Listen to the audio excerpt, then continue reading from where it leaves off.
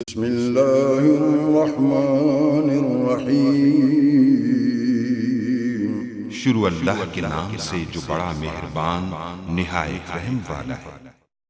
अस्सलाम वालेकुम गाइस। तो इस ट्यूटोरियल में हम डिस्कस करेंगे कि जो हमारी रिपोजिटरीज़ होती हैं बेसिकली वो कहाँ स्टोर होती हैं, कैसे बनाई गई होती हैं और वो उसका सारा का सारा डाटा कहाँ था, उसके लिंक कहाँ अवेलेबल है। उसको देखने के लिए हमारे पास जो पाथ यूज़ होता है वो cd और etc.yum.repo रेपोजिटरी से निकला REPOS.D लिखेंगे तो ये हमारे पास रिपोजिटरी जो है सिलेक्ट हो और उसके बाद लिस्ट वगैरह हम चेक करें। इस कमांड को हम अभी राइट करते हैं और देखते हैं कि ये कैसे इसका यूज़ होता है। तो CD लिखेंगे, उसके बाद ET से लिखेंगे, फिर यम लिखेंगे और ये सारी कमांड को अभी जो सेंटोस पे हम जाते हैं और सेंटोस पे जाने के बाद जस्ट आपको जो है यहाँ टर्मिनल ओपन करना होगा। तो जस्ट मैं रूट को ही लॉगिन कर लेता हूँ और यहाँ से जो है टर्मिनल ओपन कर लेते हैं। तो यहाँ अब आपको लिखना होगा CD, जो CD में आपको पता पाथ सेलेक्ट करने के लिए यूज़ होती है। उसके बाद ETC लिखेंगे। ETC लिखने के बाद जस्ट जो अभी आपको मैंने पूरे का पूरा ये पाथ दिखाया मैं आपको फिर दिखा देता हूँ।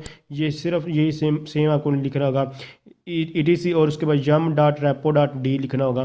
तो ये हम जस्ट यहाँ जो है वो लिख लें। यहाँ आपको यम लिखना होगा। यम बेसिकली सॉफ्टवेयर इंस्टॉल करने के लिए yum.reposit और उसके बाद रेपोजिटरी से निकला, उसके बाद डॉट और उसके बाद D और स्लैश। जब ये आप लिखेंगे तो आपके पास ये जहाँ जो रिपोजिटरीज जितनी भी हैं वो आपके पास ये सिलेक्ट हो और LS करके इनकी लिस्ट आप देख सकते हैं। आप कौन कौन सी रिपोजिटरीज हैं ये हमारे पास बेसिकली रिपोजिटरीज जो है बनी हुई हैं। तो आप अगर इसको कैट करके मैं हम एक चेक कर लेते हैं कोई भी रिपोजिटरी, जैसे कि ये सेंटोस में यहाँ टैब को प्रेस करूँगा। जैसे ही टैब को जो है यानी कि प्रेस करूँगा तो ये हमारे पास जो सिलेक्ट हो यहाँ से बेसिकली सारी सिलेक्ट बार बार इसलिए क्योंकि वो अभी उसको पता नहीं कि कौन सी सिलेक्ट करनी है। मैं इसको कंट्रोल करके ये दोबारा आपको क्लियर कर दूँ। तो यानी कि फिर मैं यहाँ LS कर देता हूँ ताकि आप सारा अंडरस्टैंड करें। तो LS करते हैं तो अब मैं यहाँ से जो कोई भी एक जैसे कि सेंटोस बेस डॉट रेपो को सिलेक्ट करना चाहता हूँ। तो इसको सिलेक्ट करने के लिए जस्ट अब मुझे उसी तरह जो मैं ऑलरेडी आपको बता चुका हूँ कैट लिखना होगा।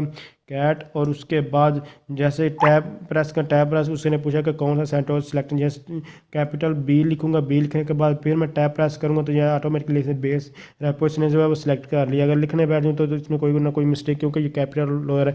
जैसे ही एंटर प्रेस करूँगा सारी की सारी जो डिटेल आपके पास है वो डिस्प्ले। अब ये सारे के सारे हमारे पास लिंक है कहाँ से कौन सा पैकेज कैसे इंस्टॉल होगा ये सारा बेसिकली इसने जो है हमें जो है बता दिया। तो ये हमारे पास जो लिस्ट जो है इसकी जो शो हो रही है।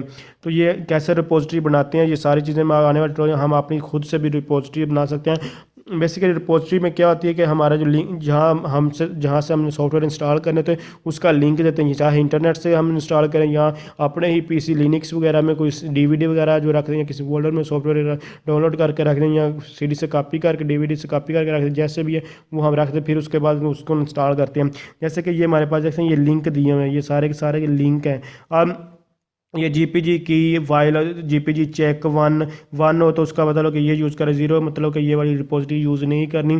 तो ये कैसे क्रिएट करते हैं जब वो तब बताऊंगा तो आपको ये सारी की सारी चीज़ की समझ लग। बेसिक ये नेम और उसके बाद रिपोजिटरी बेस हमने ओपन किया तो ये उसका नाम है। तो ये बेसिकली ऐसे 4-5 ही ज़्यादा हमें यूज़ करने कोई इतना मुश्किल नहीं है कोई भी अपनी रिपोजिटरी बनाने के लिए, तो हम खुद से बना सकते हैं। तो इस तरह आप चेक कर बेसिक आपको चेक करवाना था कि कैसे आप जो कोई भी रिपोजिटरी कहाँ हमारी स्टोर होती है सारी की सारी उसका कौन सा पाथ है। तो ये इस पाथ के थ्रू आप रिपोजिटरी को चेक कर सकते हैं। तो यहाँ से जो चेंजिंग अगर कोई और लिंक इसमें ऐड करना तो यहाँ से लिंक भी ऐड कर सकते हैं। तो अगर आप समझते हैं ये वीडियो हेल्पफुल है इसको लाइक शेयर और कमेंट जरूर। Thanks for watching. अल्लाह हाफिज़।